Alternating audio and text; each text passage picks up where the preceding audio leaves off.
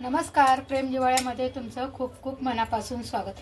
आज आपण बनवणार आहोत 10 मिनिटात होणारी अशी चटपटीत आलू भेंडी बनवणार आहोत। ठीक आहे, आता इथे 1 चमचा आपण तेल टाकूया।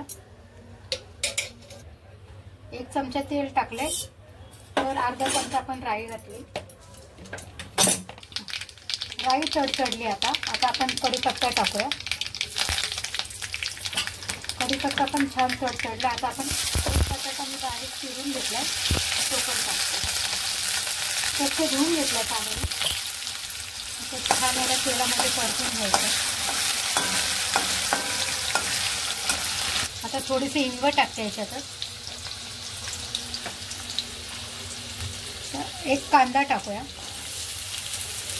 बारीक चिरलेला 1 कांदा आहे। मिरच्या 2 बारीक चिरून घेतल्या। 3-4 लसणाच्या पाकळ्या बारीक चिरून घेतल्या।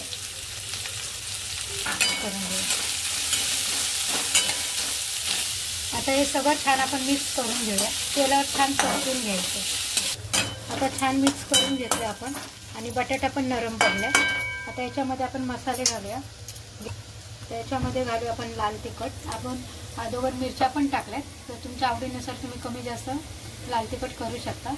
मी अर्धा चमचा लाल तिखट टाकले, अर्धा चमचा धने पावडर टाकले, थोडीशी हळद टाकली, जिरेपूड टाकते आणि गरम मसाला अर्धा।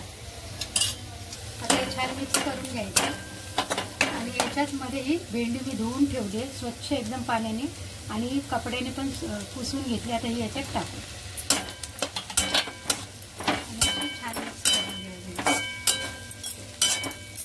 आणि मिक्स करायचे मसाल्यावर। सगळा मसाला भेंडीला छान लागला पाहिजे। भेंडीला जास्त वेळ पण नाही लागत। आणि आता याच्यावर आपण ना लिंबू पिळून घेऊया। लिंबू पिळल्याने काय होईल ना, भेंडी आपली अजिबात चिकट होणार नाही। बहुतेक जणांची अशी तक्रार असते का भेंडी चिकट होते, पण ही भेंडी ना अजिबात चिकट होणार नाही। एकदम अशी सुटसुटीत ती भेंडी तयार होईल। तर 5 मिनिटासाठी झाकण ठेवू।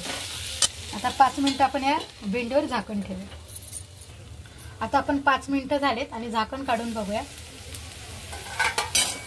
तर मस्त अशी आपली सुकी फुटफुटी ती भेंडी बनवून तयार आहे। तुम्ही बघू शकता याचा कलर पण चेंज नाही झालेला आणि मी तुम्हाला यातला बटाटा सुद्धा दाखवते। एकदम असा सॉफ्ट झाला। हा बघा, एकदम छान असा बटाटा हा शिजला आहे। हे बघा, एकदम मस्त शिजला। आता आपण याच्यात ना भेंडीची टेस्ट वाढवण्यासाठी ना आपण मॅगी मसाला टाकणार आहोत। ठीक आहे, आता याच्यामध्ये आपण मॅगी मसाला टाकायचा। एकदम याने छान टेस्ट येते। खूप सारा नाही टाकायचा, थोडासा चवीनुसार टाकायचा।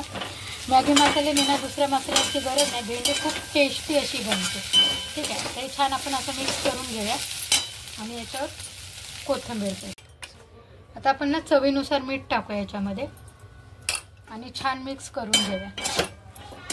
ठीक आहे,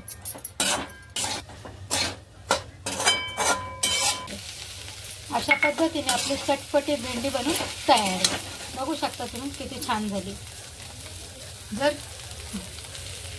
जर तुम्हाला आता बघू शकता आपली मस्त भेंडी अशी चटपटीत भेंडी तयार झालेली आहे। ही बघायचा कलर पण चेंज नाही झाला। जर तुम्हाला ही भेंडीची रेसिपी आवडली तर व्हिडिओला लाईक करा, चॅनलला सबस्क्राईब करा। Tata bye bye.